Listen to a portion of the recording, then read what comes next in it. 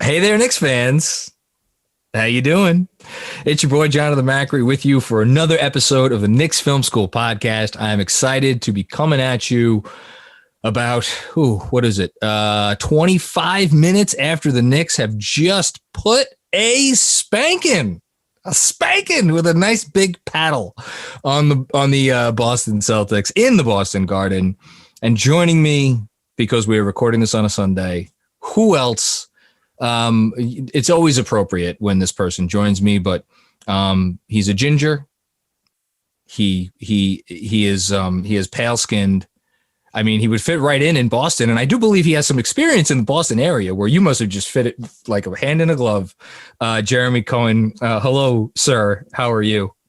I'm good. That was quite the introduction, John. I think it just comes to me. Of course. No, hey, I get it. Of all people, I understand. Yeah, I went to school in the Boston area.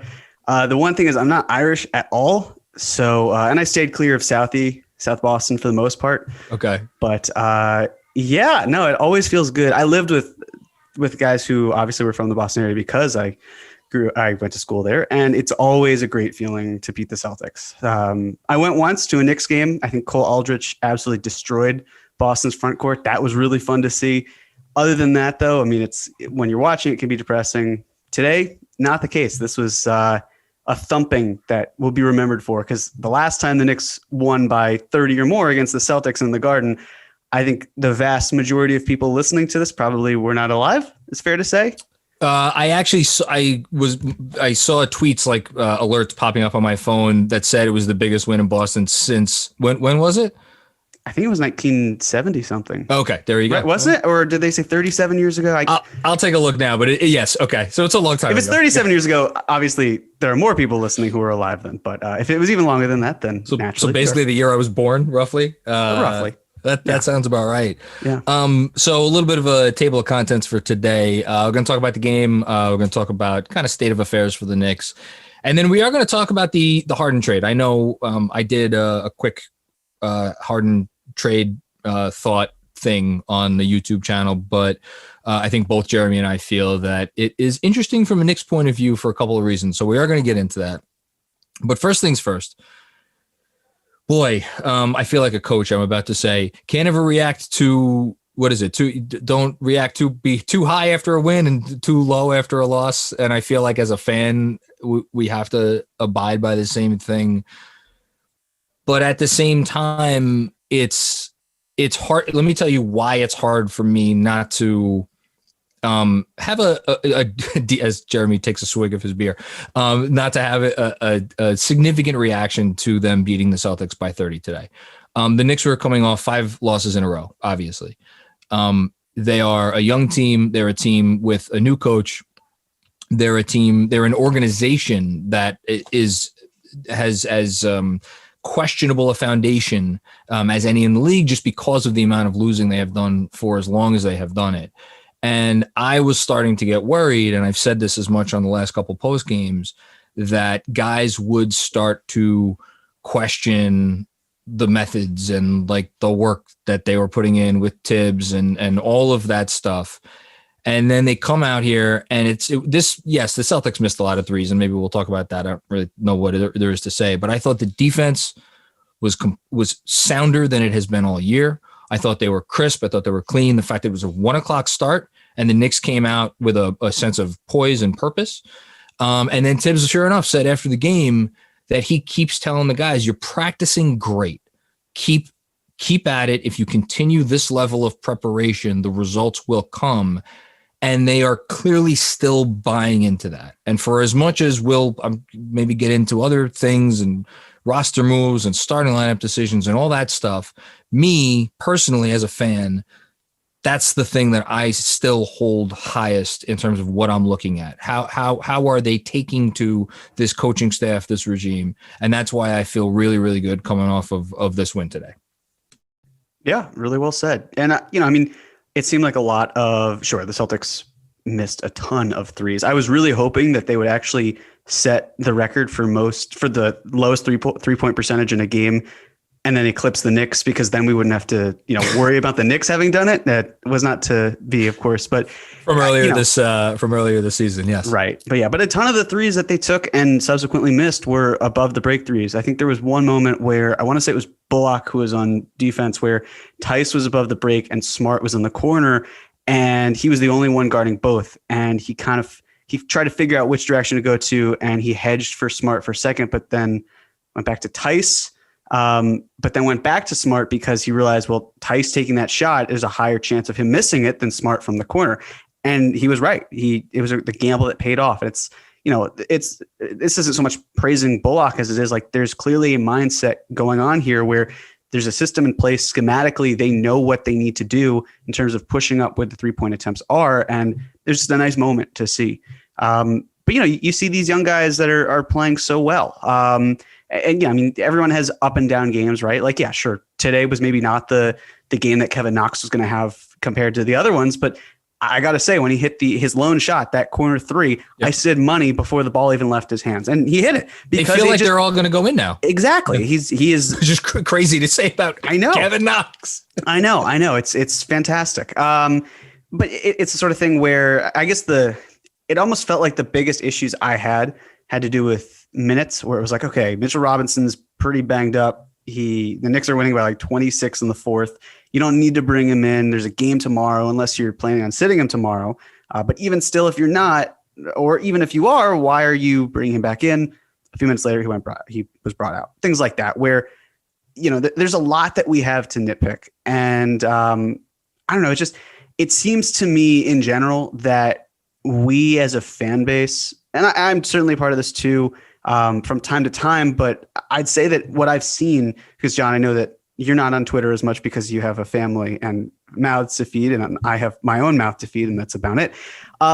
It's an important mouth. It is, absolutely. Food is food. You want good food. You want tasty, all the things. Of course. Edible food is even better. It's the best. Yeah. But so, this idea where I've just kind of been sitting and watching and observing, and it just feels like every single time something happens, there always has to be a negative attached to it. Like, let me put it this way.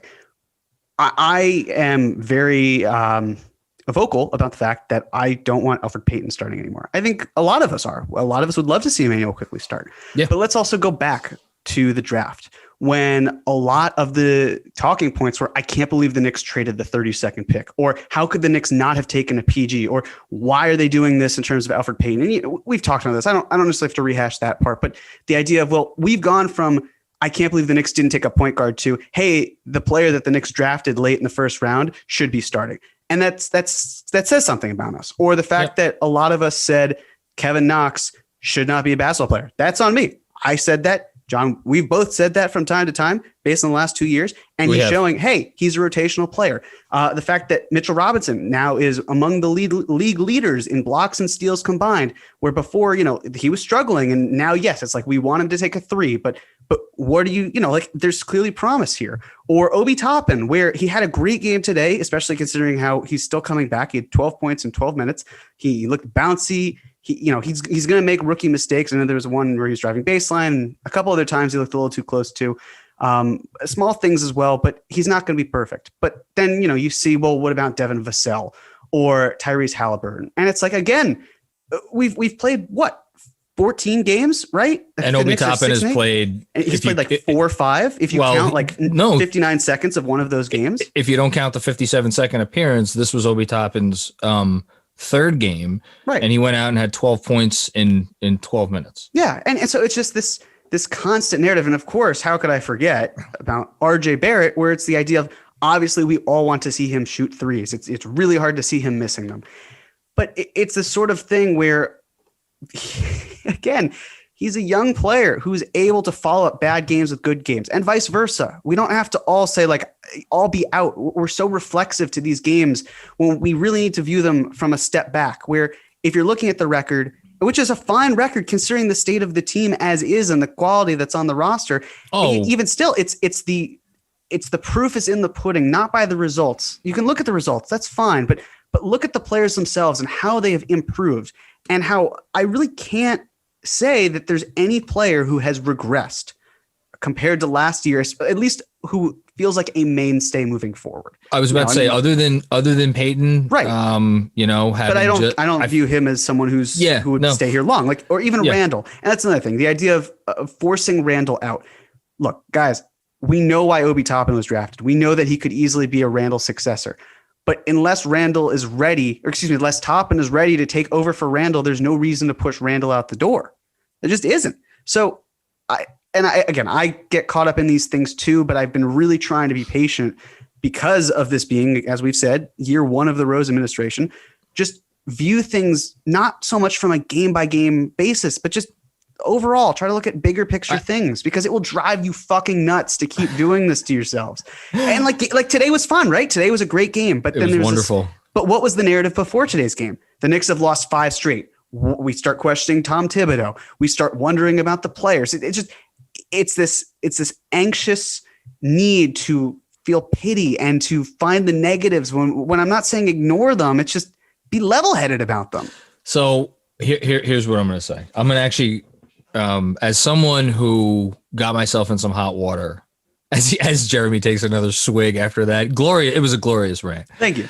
And I feel like I did it last week, but again, it's just like this team went 5-3. Yes. But what did you expect if they went worse? Like, we know this is not a good team. So if they went better, which they did, they went 5-3. It's not so much a drop off. It's just regressing to the mean, which I know may sound the same thing, but it really isn't.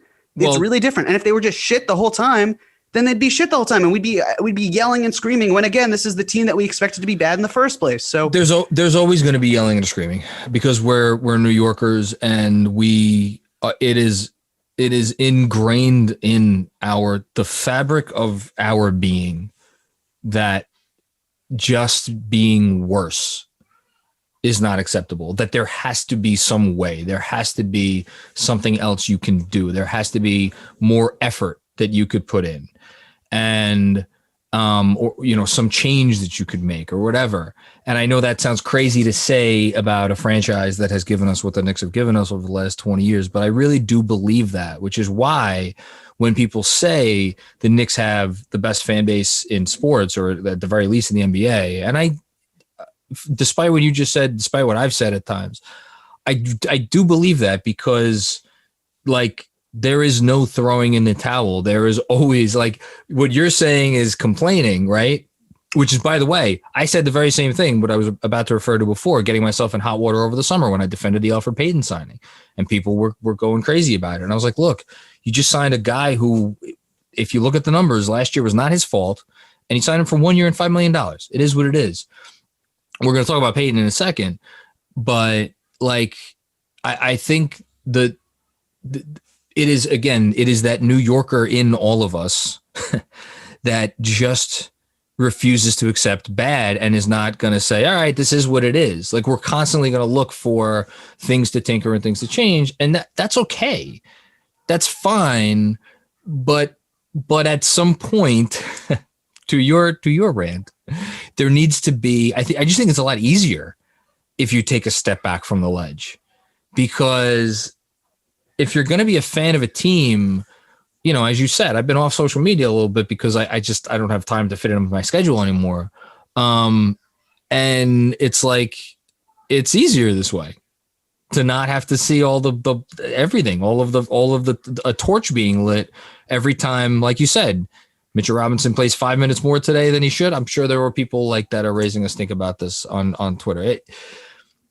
I think if you're a Knicks fan and you're trying to be reasonable, I think there's a couple things that you need to accept. One, Vegas is not stupid. If anything, they will set a higher number for the Knicks before the season, because they know New Yorkers tend to put money on their team, or New York teams garner more bets, right? They had the Knicks as the lowest over-under in the league. And as we sit here right now, 14 games in, which is almost a fifth of the way through it is more than a fifth of the way through the season, right? Because 14, I think it's a fifth of the way through the season. They are 6-8. They have the 21st ranked net rating in the league, which is astounding. In terms of defensive rating, the Knicks are back to being a top 10 defense. And if you want to say, well, of course they're back to being a top 10 defense. They just held the Celtics to whatever the hell points they held them to, 75 points. Well, yeah, that's one of 14 games that they played. I think they were 13th going into the game. Yeah. Which goes to show. This so helps, but yeah, and and you want to point to after 2 games, after 3 games, after 4 games, after 5 games, the Knicks are getting lucky with teams hitting a lot of threes against them, some of which are wide open. That argument gets a lot more tenuous after 14 games. It's still an argument. It's still valid. And the Celtics, they had some open threes today, but they were not like, very rarely was it like guys had all the time in the world to load up. There was someone flying at them, because that is what a Thibodeau defense is supposed to do. It's supposed to make guys think twice. All right. So I think if you're a Knicks fan and you look at that big picture, and you want to be fair to the team moving forward, I think if the one thing I will say, and again, this is coming from the guy who defended the Elfrid Payton signing, if there's one thing you want to jump up and down about and be like, listen, it's fucking time, it's quickly still coming off the bench and Elfrid starting, because Christ, they got Mike Breen saying it on the broadcast. Yep. It's not, he literally said today, he's like, it's not that Payton's a bad player, but if he can't hit a jump shot in this starting lineup, that really hurts him. So if that's the thing, if that's the hill you want to die on, I'm not gonna tell you you're wrong. But in terms of the other stuff, like, what did you want? Like if the biggest issue that you have is that Mitchell Robinson played too many minutes in a game where he looked like he was maybe hobbling. Well, okay, so then what you're saying is you don't trust the training staff, right? But he's also a guy who, for 2 years now, we've kind of questioned his, like, how much does he mentally stay in the game? How much is he focused, right? Like, there's a reason why he fell to the 36th pick in the draft. And this is a guy who thought highly enough of what was going on out there today to want to gut it out, whereas he did not need to. I personally look at that as a positive. You want to look at it as a negative? I mean, that's your right to do so. But there's just so many more positives, even after the 5-game losing streak. Because again, the last thing I'll say on this, even with the 5-game losing streak, it wasn't like they were going out there and not giving a damn. They were losing because they have less shot creators than anyone in basketball. The couple of guys that are healthy that were out there weren't hitting threes. And by the way, since Reggie Bullock has come back, their offense has looked a lot better. Because he even if he's not hitting shots, he gives it a little bit more spacing. And Burks is still out, and Frank is still out, and Toppin was out for the whole time. And like, all of this stuff matters. So, it's like, again, what did you expect? So I'm really happy today. I don't know if there's anything else you want to say on this game in particular. Maybe we should probably talk about a couple of the guys who coming out of this game, and if there's anything else you want to say in general, say it. But I think we should probably talk about Emmanuel quickly, right? Yeah, 100%. Just from a macro point of view, again, because we're on the same page, we want him to start over Elfrid Payton. I don't think that there's any convincing argument, especially because if your idea is increasing Elfrid Payton's trade value, number one, what really is that? Number two, he has a no protection clause. And number three, unlike the other Knicks who were signed, because he was re-signed with, because he was signed by the Knicks again, he isn't eligible to be traded until like March or so. I think the beginning of March, as opposed to the other Knicks who are available in February. But even he's so, a waiver candidate. He's not a trade candidate. Right, exactly. He's a salary filler guy. And if he's really interested in not being traded, then it's like, okay, well, we'll just waive you and then no one will pick you up. Exactly. But again, like the thing with Emmanuel quickly here is look at the last 4 games, 29 minutes per game, 29 minutes, 22 minutes, 28 minutes, 21 minutes. I mean, yes, of course we want him to start because we want that spacing to be helped by, tremendously in the back court of the starting lineup, but it's not like he's not playing. Could we just say the last 3 games, average minutes? Oh, sure. It's last 3 games, Elfrid Payton, 25 minutes a game, Emmanuel Quickly, 24 minutes a game. Right. So it's, again, you want less Payton, of course. You want more Quickly, 100%. You do, but it's not like it's this outrageous disparity between the two, and it even registers for Quickly. I mean, he's got 19 points, 23 points, 17 points. He had 8 assists today. His floater game was impeccable. I mean, he's showing growth, and that is so incredible to see, especially for a guy who the Knicks actually, after trading up for, traded back for. They traded back for Emmanuel quickly and still managed to get a good player. So that's just exciting to see. And, and the connection between him and Obi Toppin was really fun. That's another thing. If you want to weigh what is more important, having Emmanuel quickly next to Obi Toppin and Kevin Knox, or next to RJ Barrett and Julius Randle. And I'm inclined to think it's with RJ. I'd like to see that. But again, if he's helping players around him that are able to prosper a little bit more, because if Elfrid Payton's not looking their way necessarily, then that's going to be a problem for them and for the backcourt as a whole. There's got to be something to be improved upon here. So Tibbs even said after the game, he mentioned that duo of Quickly and Toppin. So I think it would be naive for us to not think that there is some organizational thinking to like, hey, we just drafted these kids. Let's make it a point to see if we get them 5-10 minutes on the floor together moving forward. Yeah, just stagger accordingly. That's what I agree with. Yeah. But he's Quickly's phenomenal. I don't know how else to say it. I think Obi probably calmed some fears of the Halliburton heads out there. And look, Halliburton's had a very nice season. He's hitting above 50% from three. But if you're just looking at the numbers and you're not watching Halliburton play, I'm not saying he's not a really good player. That dude is, for all we know, could wind up being like having an RJ Barrett type impact on a team for a very long time, being the third or fourth best player on a good team, and he's playing off of other guys. But anyone who thinks like Halliburton was going to come in here and be the answer to the team's point guard problems, their issues on offense are because they don't have anybody else or anybody who can create. The closest they have is Julius Randle, and God knows that dude can't do any possibly more heavy lifting than he's doing right now. I think Obi was nice today. Knox, I do also just want to say very, very quickly, no pun intended. Knox is now on the season. You want to guess what his 3-point percentage is? I don't know. Is it like 40.8 or something? It is 44.2% from downtown on nearly 4 attempts per game, but in only 21 minutes per game. So per 36, you're looking at for Kevin Knox, it's just over 6 attempts per 36 minutes, again, on a 44% conversion rate. Obi Toppin, also small sample size.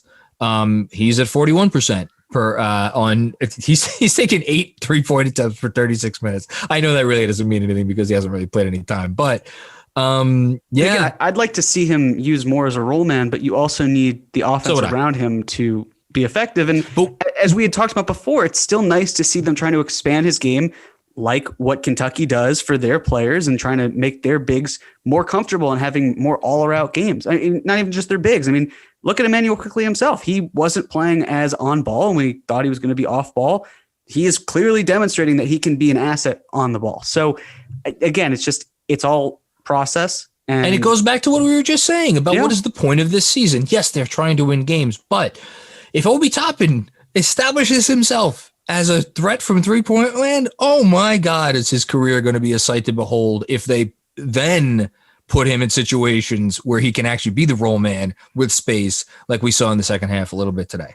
Yeah. Yeah. That's going to be exciting. Anybody else from today's game? We should talk. I mean, Julius Randle, I personally have run out of things to say about Julius Randle. You can only wax poetic so much before it's just the norm. I mean, do you want to just read the numbers real quick? He is at 23 points a game, 22.9. He is all the way down to 6.5 assists. Julius, you're slacking, man. Well, he had 4 today. So, I mean, come terrible. On, Julius. Just awful. Still over 10 rebounds a game. The turnovers are down under 4 for the first time this year. So that's nice. That assist to turnover ratio, all of a sudden, 6.5 to 3.9. It's getting a lot more acceptable. Hitting almost 80% of his free throws, and he's getting to the line 6 times a game. And then the thing that might come back down, I mean, yes, he's making a lot of long mid-rangers. The other thing that might come down to earth a little bit is the 3-point shot. 35.7% on 4 attempts per game. But I also feel like a healthy number of those are from the corners. And if you want to tell me that Julius Randle has become an efficient corner 3-point shooter at this point in career, I may believe that. Yeah. Because guys could do that. Form is fine. And then last thing before maybe we talk about the trade, RJ Barrett. How are you feeling about RJ right now on the whole? I feel like it's at equilibrium. You know, again, you had some really not good games, bad games beforehand, and then he seems to rebound. He's showing mid-range. He's showing his size, his strength. Yes, the wiggle, you'd like that to be a little bit better. You want him to be craftier, but you can see that he's still thinking. I mean, the fact that he's able to pick up 11 rebounds, it doesn't seem that astonishing to me because it seems that he's always collecting 7, 8, 9 rebounds.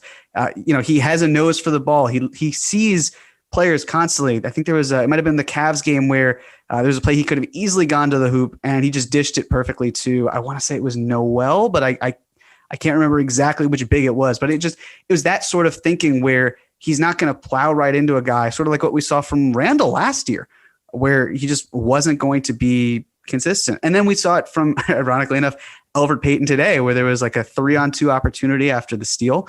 And Payton just kind of took it to the hoop and made a terrible layup. RJ managed to get the rebound and was fouled and went to the line. I mean, that's what you don't want to see. But the fact that, again, RJ is able to use his size and his strength to be bigger, it seems to me that the conversation with RJ frequently is about his ceiling. But again, like he's showing enough where he's like, I'm just looking at the floor right now and everything else is kind of gravy from there. And he's showing the makings of a very, very good player from the floor, at least. I mean, the shot looks more improved.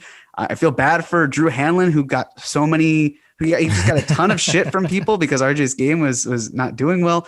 That sort of thing where I know that the numbers also may seem a little different because he did take 11 attempts. He had 19 points, which again is still great. But there's a point earlier where he was at least after the first half where he was just firing on all cylinders and it looked beautiful to see. So again, these are the types of games that feel encouraging. They kind of cover for the ones that feel less encouraging. And then the discouraging games get covered by these. So it's this endless back and forth that you kind of have to evaluate later. So as of right now, I see a player who, and I think that at least one of the 2 threes he hit was a wide open corner, which, I mean, like, again, if there's times where he's not hitting that shot. But that's fine. Right. It's like there's 2 steps in the NBA. There's hit your open ones when you have time so that eventually people will guard you. And then once people start guarding you, that's it. You've beaten level 1. Level 2 is off the dribble, fancy stuff. No. If we never get there with RJ, that's fine. He could still be the type of player that you just said, right? Right. Yeah. And, at the end of the Cavs game, it was disappointing because first of all, Drummond absolutely kicked that ball. It was disappointing. There were some mental mistakes that RJ made too, but it wasn't totally on him too. I mean, Tibbs even said to Mitch, foul Drummond, I believe, which was a mistake in my opinion, because it just seemed like you have enough time where you can force them to miss a shot and then it's a 1-possession game.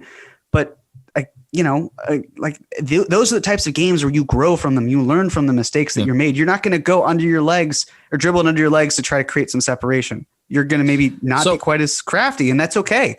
Take these games and use them to learn, because if they're losses, then okay, it's higher draft odds most likely. And if they're wins, then that feels good too. I'm going to be the broken record again. It is we ask the question, what is the point of this season? Yes, wins are very important. And would it have been nice to get that Cleveland win, right? Yes, it would have, because then now theoretically maybe we'd be sitting at 7-7, and boy, would that feel good. But at the same time, you don't know whether RJ Barrett could have pulled out that game unless you give him the opportunity to try to pull out that game. And that is an investment, win or lose, you're willing to make. I want to say 3 really quick things about RJ, and then we'll talk about the trade. Actually, a quick word from no, we don't have a quick word from our sponsors today. I don't have an ad read today. How sad is that? So we're gonna go right to the trade after I say my 3 things about RJ Barrett. First thing, would you like to guess how many players in the NBA this season are averaging 16 points, 7 rebounds, 3 assists over these numbers? At least 16 points, at least 7 rebounds, at least 3 assists, at least 3 free throws made, and under 2 turnovers made. How many total players? Under 2 turnovers. Wow, that's definitely going to weed a lot of guys out. Yep. I'm going to say, if I didn't give you the turnover part, it would have been about a dozen guys, all Yeah. of which have made an all-star team, with the exception of one Julius Randle, who's probably going to make an all-star team this year. But we're doing it with the under 2 turnovers. okay, because I would have said 8 if there had been the under 2, but now if it was a dozen before that, I'm going to say it's 4. It is 2. One of them is Mr. Barrett. The other one is Anthony Davis. So not terrible company there. For Anthony Davis, of course. What? For Anthony Davis, of course. The second thing I'm going to say about RJ Barrett, he is currently, as I sit here and record this, 229th among, how many players is this? 465 NBA players this season, in free throw percentage at 73.9. Do you want to take a guess at who is one spot above him in 228th place? Oh God. I mean, It's not Anthony Davis. okay. Yeah.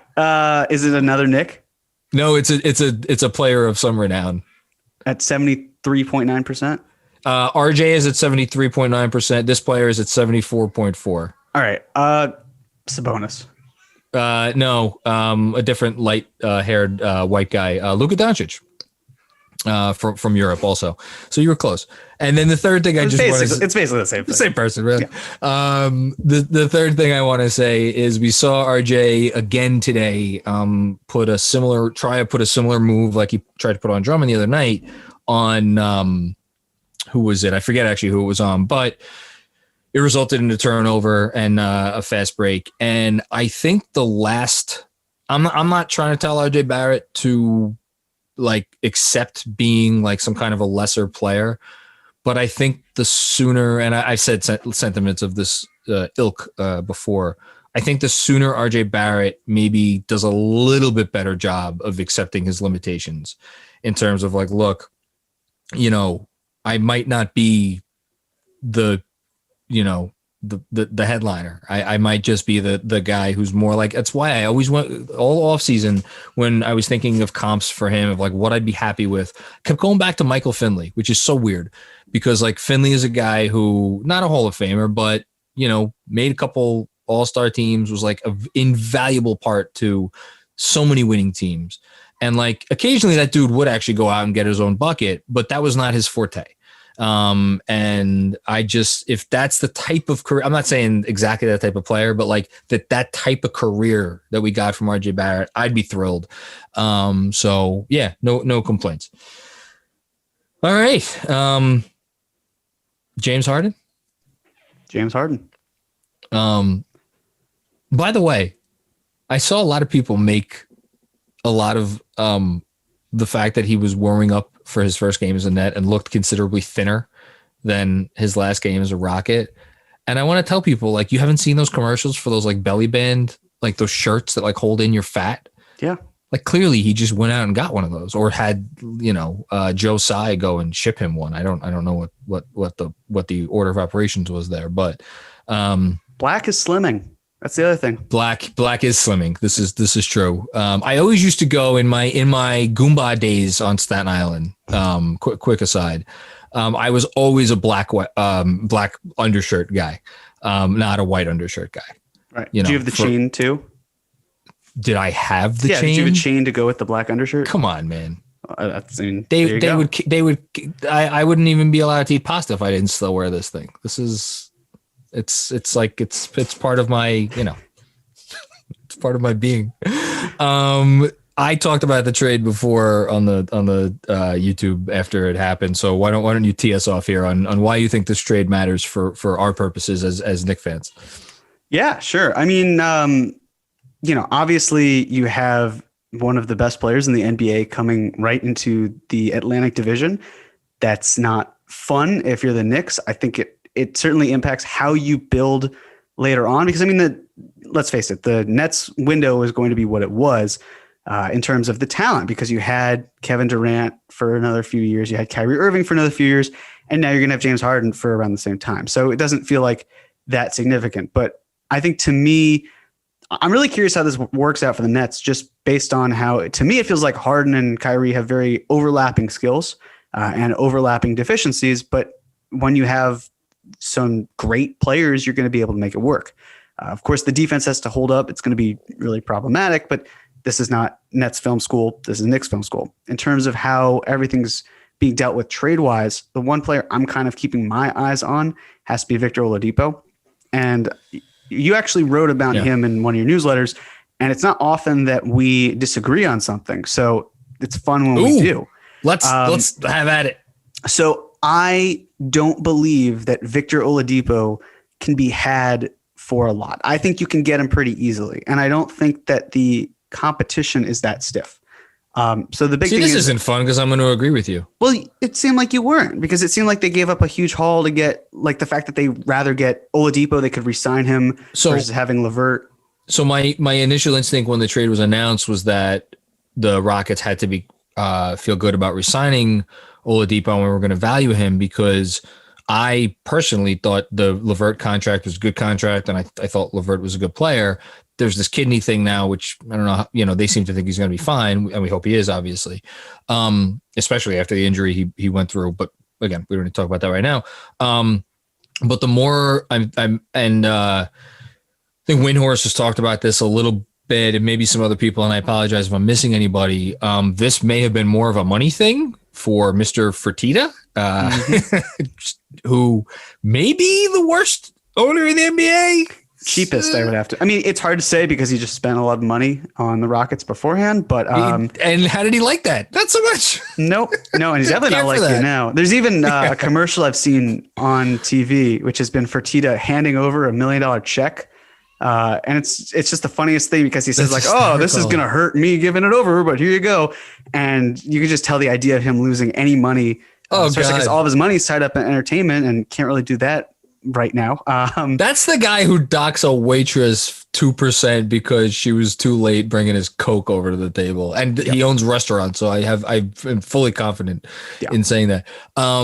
So that's the one thing. And then the other thing that lends credence to that argument is the Raphael Stone earlier today, had a press conference in which he was asked about Oladipo, and was basically like, if it works out, great. If it doesn't, like, he was asked about the trade first, and he didn't mention Oladipo's name. He just talked about the picks and the flexibility that it offers them. And then someone was like, so what do you think about Oladipo, the guy who like has made 2 All-Star teams that you got? And that's when he said the other part. So I can't disagree with you right here on this. That's okay. Well, so much for that, but that's fine since we're on the same page. I am interestingly enough writing about Victor Oladipo and the Knicks, because one thing that I think is really fascinating is that, again, like, I don't think it takes a lot to get Victor Oladipo, but I'm not sure what teams. Do you want to talk really about what's not a lot, or do you want to say? Well, we can. I mean, to me, it's like it's hard to gauge his exact value, because you could say, well, it was what? Like, and we're talking right now. Right now. In trade. Okay. Right. The idea of, I guess it was LeVert going to Indiana and instead of to Houston, and Victor Oladipo going instead. But the Rockets didn't even kick over. They didn't kick any assets over. I mean, they didn't necessarily have to, because they were also trading James Harden. But it's trying to gauge what Oladipo's worth is. And I've been trying to think of what teams even would be interested in him, because you have to imagine that unless there's a team out there that's like, I don't know, the Sixers, that feels like Oladipo helps put them over the edge, and that trading for him makes sense, even if it's a Jimmy Butler type situation, then that's something worth exploring. But I don't know how many teams actually want to do that for Oladipo. Well, Green's making 15, so they could do Green and salary for Oladipo. Right. But not even that much. It could be like, it's like Green and Tony Bradley, and then that should be able to get him there. I'm sure the Rockets, and this may segue into the Knicks conversation, the Rockets would ask for Mr. Maxey, and I would guess that Philly would say no. I wonder if... Well, here's the other thing to evaluate. If it's true that Morey and Fertitta didn't operate together, didn't facilitate trade because Fertitta didn't want to trade to Morey, then that makes it even more complicated, because then you think of like, all right, well, what teams is Victor Oladipo even going to be interested in? And there was that report not too long ago of Victor Oladipo saying to the Knicks, saying to the Heat, saying to, I think, the Raptors even, of like, hey, I want to play with you guys. Yes, and Yes. Can I just? Right. But we should. It's important to also throw in there. And this stupid Oladipo thing is so complicated. After that story came out, his agent Aaron Turner came and publicly responded to that story with a quote. And again, I apologize. I forget who got the quote, but I know I read it, where he basically said, "Look at some of the teams who were mentioned in that story. Like, why would he want to go to them? That's obviously not true." And as you said, the 3 teams mentioned in the story were the Raptors, the Heat, and the Knicks. I think those are the only 3. So pretty clearly, he was basically saying, why the fuck would Victor Oladipo say that want to go to the Knicks? Right. Which is an interesting layer.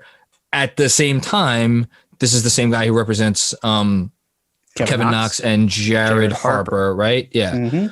So, you never, God knows, trying to read agents' gamesmanship is probably a fraught exercise, but it's just, there's a lot of stuff floating around. I wanted to throw that out there. Yeah. And so I think one of the big things with the article is it comes down to the money, as always. It often does.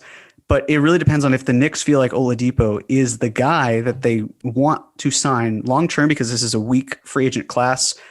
There's no gun to their head that they have to sign a player like him. But if they wanted to, trading for him would make a ton of sense. First reason, the Knicks really don't have to send much money back because of the fact that they have $15 million in cap space still, or $17 million, excuse me. $17 million. And Victor Oladipo is earning 21. So what that means is they'd have to send back at minimum $4 million, and boom, you get Victor Oladipo. We just talked about how cheap Fertitta is. I think the Rockets have about $131 million in payroll. Imagine shaving $14 million off of that when you really can't get many fans in the stands, and that hurts your bottom line. That's huge for them, especially because them being the Rockets, because the other teams that they'd have to trade with, they'd have to get matching salary, or they'd have to use a team like the Knicks, or to a much smaller extent, the Hornets, because they still have cap space, to dumping some sort of salary. The Hornets have they have like $4 or $6 million. It's very small. It's not a lot. Yeah. Okay. Right. So it's that idea. It's also, well, if the Heat traded for him, what assets do they really have? They can't trade any of their first round picks. No one's going to trade a first round pick for half the season or so of Oladipo anyway. They've got some second round picks that they can the Heat can trade a first. It gets funky. You get the protections. Based on protections, it pushes things off. That's the problem. here's the again, this is such a complicated discussion. There's a pick, I think, that they can adjust the protections. I'm going to look it up right now because I think the Rockets may be able to shift the protections on a pick like they own of Miami. I'm going to look it up right now. So the Miami, OKC, and Houston are all kind of tangled in this. In all of the yes, right. Yeah. So, but here's the thing: the Heat, no matter what, are giving up a first. The question is, whether the Rockets are getting their pick, or if the Thunder are getting their pick, because of how it. So they still don't have their pick this year, and they can't trade next year's because of the Stepien. Yes, but they can trade 2026 and 2027, assuming that a pick that they currently have out, we're going to talk about the Heat here, converts in the first year that is eligible to convert. But they can't trade that yet based on the fact that they don't know if it will convert, because it's not guaranteed. Right. But that's the problem. The NBA has to assume that you can never at any point have 2 future picks that are out completely. So if in 2023, it's 1 to 14 protected, 15 to 30 go to OKC, and then it's like that for the next 4 years, which would be to 2026. Even if it winds up, finishing in 2026, they can't trade 2027 because of the risk of it overlapping where it's 2 years in a row. So the Heat really don't have the assets at their disposal to easily trade. Now they could call up OKC and say like, hey, what if we just had it be like 2025 as the pick protection, and we'll throw you another second round pick as a thank you. They could do that, but there's a lot that goes into factoring it. And the Rockets are going to want they're not getting Harrow. They're going to want Robinson at the very least. They're not. I don't think they're going to get Robinson. So then they're going to ask for Achua. And I don't know. Is that enough for Victor Oladipo? And they would have to give up. Olynyk and Achua, I think salary wise would get it done. I don't see them giving up anything of value to get Oladipo. because they cleared the cap space. But we should talk about why, and that's because the other rumor that's been out there, not so secretly, is that he's going to walk there in free agency this summer. Right, which is certainly a possibility. But in the event that, like if the Knicks wanted desperately to have him, trading for him also makes a lot more sense because of the fact that if they trade for him and then look to extend him, they can offer something that Miami can't. A fifth year. Yes, but more importantly, I guess in this case, because I don't think that with someone with that injury history, they'd offer him the fifth year. They can offer a raise of 8% per year, whereas the Heat would only be able to do a max of 5% because he wouldn't be traded there. But then the other counter is that there are no state taxes in Miami or in Florida. So as a result, what offsets versus the other? And then you look at the teams, like, does he want to join the Heat if they keep playing like they've been playing? Does he want to join the Knicks if they show signs like today and start winning? There are a whole plethora of factors, but you trade for Oladipo if you feel like you want him long-term, not like this is our year to capitalize. And I could see the Heat trying to do that, trying to make some sort of panic move of let's get him here. Let's show him the Heat culture. We know we want him anyway. We're not going to use those second round picks. We found Duncan Robinson in a dumpster and turned him into an elite player, at least an elite shooter. It's like, harsh. Dumpster. Could have been on in a field or something. That'd be a dumpster. He's earned it, and he's going to earn every dollar that he gets this summer. But that sort of thing where it really depends on if you want him. And if you don't, that's totally fine too. Like, I'm okay with the idea of not having Victor Oladipo. It's just, who are you going to have outside of him? I think, listen, he is easily the name other than LaVine, who I think is at some point, depending on how the Bulls season progresses, depending on how the Knicks season progresses, I think there's probably going to need to, I would wager that there will be some LaVine rumors that will pop up. And that's not based on anything I've heard. We've already seen them. We saw them last year. Well, we saw them when Bagley reported that the Knicks were this regime, right? I think that rumor came out. Yeah. We're keeping an eye on LaVine.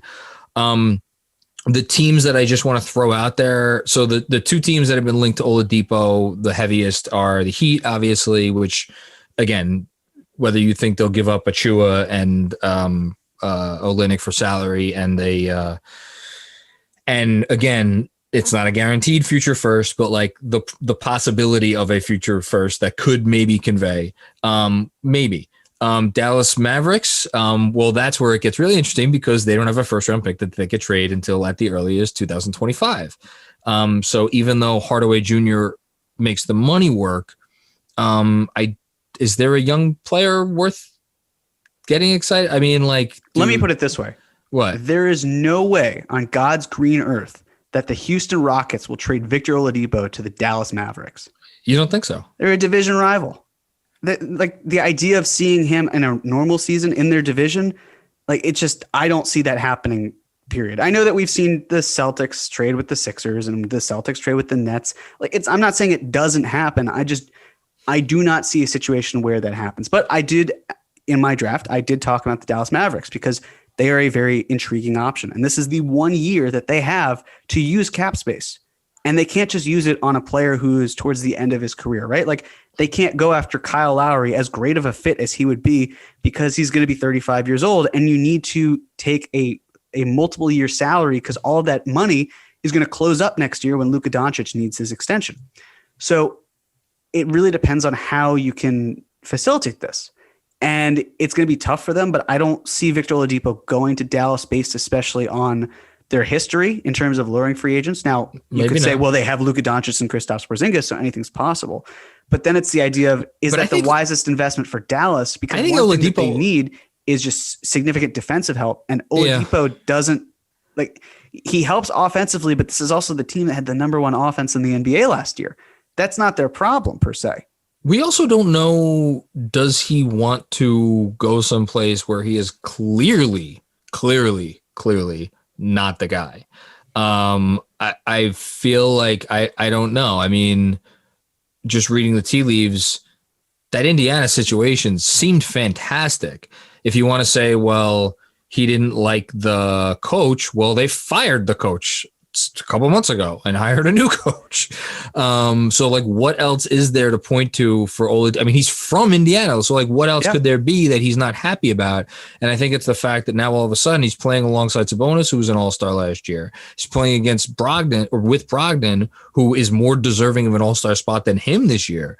So maybe that's what he doesn't like. So I think there is definitely something there. And then the only other I guess it's worth mentioning the Sixers. Like if the Sixers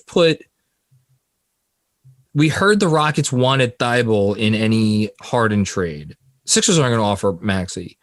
So does like Thibault and Danny Green and a future Sixers first get it done? Maybe like, so I guess I think it's even too much. Again, like I don't think Oladipo is going to go for. Yeah, but it's Daryl Morey. He is as Wheeler. He wheels and deals as much as anyone. Right, but then you also have to look at it as like, well, who's really bidding against him to the point where they're giving up Thibault and a first round pick? Well, then that's a perfect way to close out our conversation. What are the Knicks offering? Because if you're telling me that the Knicks could send out, they're not sending out quickly. But again, I don't see Oladipo costing. What do you think they're not getting him for Frank Ntilikina? I'm not saying that. No, but you're not giving up a young asset for Victor Oladipo because everyone knows what the risk is here. Everyone knows that he could very easily walk at the end of the season. Like they're not going to give up this insane haul. So if I'm the Knicks, what I say to Fertitta is we can save you a ton of money and we can give you some decent second round picks because I don't see what else any other team is going to offer that eclipses that.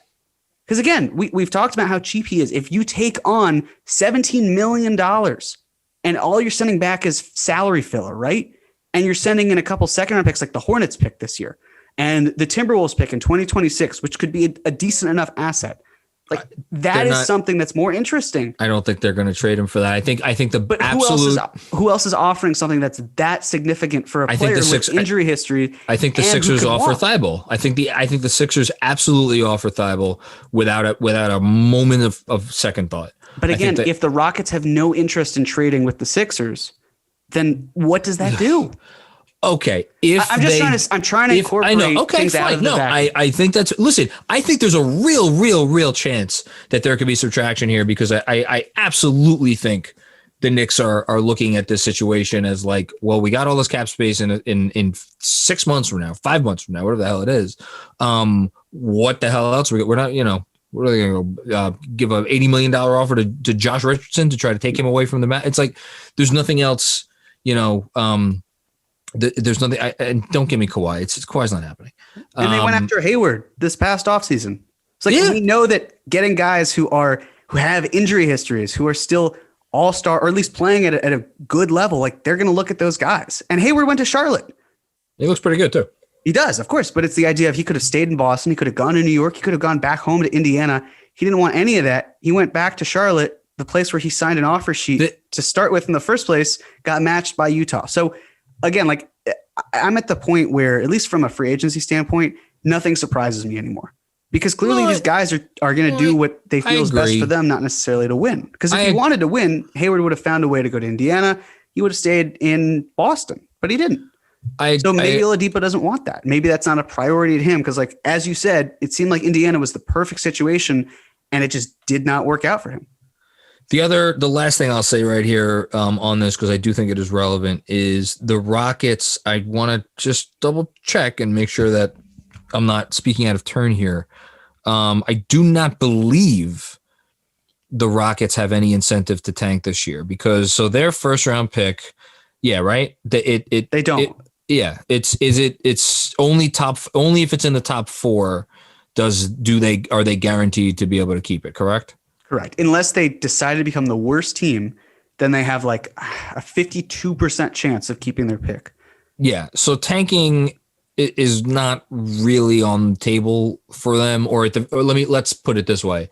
Like, I don't think they will be motivated by that in terms of trading away Victor Oladipo or not trading him away. At the same time, I also don't think they're going to be motivated by trying to win because I think it's going to become pretty clear pretty soon that this is not a playoff team. Although, who knows? Maybe Fertitta wants that sweet playing game money. If he could get if you're the 8th seed, you get potentially two home games.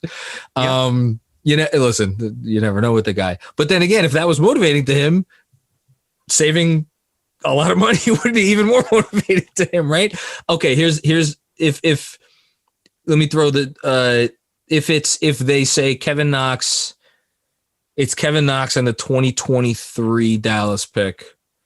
I don't even think they need to throw any salary filler in because Kevin Knox is making over $4 million.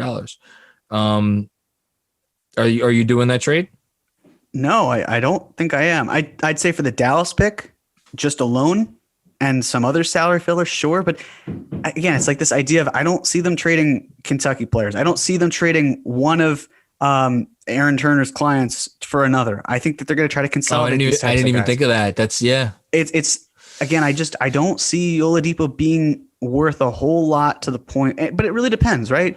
It depends on if the Rockets do want to kind of stay afloat and get some sort of player who is like fake good enough to keep them up, because that's not what the Knicks can necessarily offer. I don't think they care about that one bit. And if it's purely financial, then again, saving $17 million and the idea of having a couple second round picks for Victor Oladipo that you can say are part of the asset. But again, what are we betting? What are we betting? There's a very good chance that this bet that we're about to make does not convey because Victor Oladipo does not get traded. I am saying if they trade him, that trade will include a first round pick. God willing, it will not be one of the Knicks' own first round picks, and it will be hopefully the 2023 Dallas pick and not this year's Dallas pick. But I will bet you that trade contain. Maybe it's Frank Ntilikina and the 2023 Dallas pick, but it will be one of a first round pick. And you're going to bet me that it's seconds and like filler. If it's with the Knicks, if it's another team, I think it's anything goes. If it's with, yes, I would say that. All right. So what do, I don't know, a six pack of the winners choosing? That's fine. Okay. There we go. Yeah. All right. Well, I'm trying to decide now last thing, if they do get Oladipo for Ntilikina and the 23 Dallas pick, would you really be disappointed? It would hinge on re-signing Oladipo for sure. Because if you're not re-signing Oladipo and you're trading away Frank Ntilikina and a first round pick for like 45 games of Oladipo, then that's a pretty shitty return on investment, wouldn't you say? Oh my God. It would almost be like trading away the best young player that your team has had since Patrick Ewing for two possibly decent first round picks and a sack of Magic Beans. It's not that served as a victory cigar tonight in Boston. But that's not what it's like at all. It's different because it's the idea of clearing space. Look, it'd be one thing if the Knicks traded for, like one of those two players that they then tried to sign. The reason they're trading isn't to get rid of, to clear it. It's to get rid of, to then re-sign that player. But there's the risk. And I acknowledge that here, and I'll acknowledge it in the article as well. There is a full risk, and I can totally get why people would be turned off to the idea of trading anything for Oladipo. I get that. I just want to say for the record, if they got Oladipo for the 23 Dallas pick, unlike Frank or Dennis Smith Jr. or Nerlens Noel, like one of these not Kevin Knox, right. That would be a home run regardless of what happened this summer, because that is a risk you take in the NBA, in my estimation. I can't agree with that. I can't. Because what does that really get you? If he walks to Miami, then you just traded assets and we tried. You traded it's a top 10 protected pick in 2023. But look, I'm not saying like, oh my God, these are incredible assets and you can't part with those for this risk. It's the idea of, again, like, you want to have some sort of safety net here. It's the idea of if you can get something with that asset that, like, let's not even talk about the filler, right? Just that first round pick, the Dallas pick. Even if it's like 25, 28, whatever it is, you still want to turn that into something that can be used in the future. Even if it's that pick itself. It's opportunity cost. Right, exactly. And I don't think the opportunity of doing business for Victor Oladipo to play 45 games with my team before he walks over to Pat Riley and the Heat is a home run. I'm not saying it's a home run. I'm saying I would deem it an acceptable risk. Obviously, if he walks, then that is a 100% a black mark on Leon Rose and his regime for A, not reading the room right, and B, not being able to convince a guy that you had in your building to stay in your building after the whole World Wide West of it all, right? I agree. Who's the whisperer, right? Okay, so we're in agreement on that. Okay. All right. Let's see what happens. Nothing would shock me. I'll say that. But yeah, we'll see what happens. All right. You've talked about this article. When is it coming out? Because I can't wait to read this thing. I think this week or next week. I've got another one that has to do sort of with Mitch and Frank and Desmond Jr. as well, actually. So that'll be out, I think, first, and then the other one will be out not too long after. But again, Oladipo can be traded at any point. He just can't be aggregated with another salary for a while. So basically, like, but I don't see the market heating up for him for a bit anyway. But you never know. I don't think he's going to get dealt until probably close to the trade deadline. I agree, but there's still the opportunity where if a team like, again, the Knicks sit at 6-8, right? They're going to go out west. There's a very good chance that they go 1-3 in those games, possibly 0-4. I think the one win could be against the Kings. That sort of thinking where at what point do you kind of say like, we're in it, but we're not, like, and again, the wait till game 25, as we've been saying, but still it's that idea of, okay, well, at what point do we say the season's lost, or at what point do we say we're all in on trying to get that play-in game without mortgaging much of the future? And we see Oladipo as getting him in the building and then trying to win from there. That's the question. So, that's why I think they'll wait a little bit. It's fascinating because you could make arguments for waiting to get him so you don't win too many more games, right? Yep. But if they fuck around and go 2-2 or 3-1 on this West Coast swing, right? Yep. Which look, we you would say is lunacy, but this is the same team that won 5 out of 6 games against really good competition. So who the hell knows? And obviously just blew out Boston. All right, this was a lot of fun. I had a blast. Everybody out there, thank you, Jeremy. Your spirit and energy that you bring to this and to deal with my nonsense every week is just. Of course. I got one more thing, actually. One more thing. Yes, please. So I'm sure a lot of fans saw that Yusuf Nurkic went down with a fractured right wrist. He did. And the Blazers are pretty thin at center. So I know that. I don't know if I describe Enes Kanter as thin. There's a lot of things. Thin is not one of them. So he's a hulky man. He is. He's a husky boy. But I would say that I'm sure the idea has come about to help Portland see if a deal can be made. First things first, if a player like Nerlens Noel were able to be traded, it's not going to be until at least another few weeks from now. Not sure if Portland's even interested. Portland's pick situation is also pretty abysmal. They don't have too many assets at their disposal. Because of the Covington trade, yeah. Right. The Covington trade makes it that they can't – the first is protected every single year that it's available. So just a thought here, but if the Knicks absolutely wanted to make a deal, Zach Collins is the type of player that you could very easily get, not even on a buy low, but just like Zach Collins and a second-round pick for someone like Nerlens Noel in a few weeks.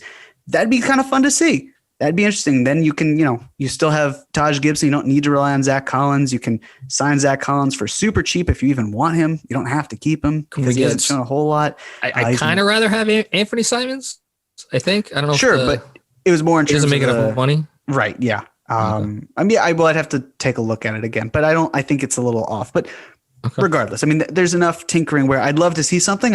We're A, not going to see anything for at least a couple weeks. Yeah. And B, there's a deal out there that can be made that's on the smaller end. We'll see if the Knicks actually decide to do it. So that's all. We shall. Master of the cap. I love it.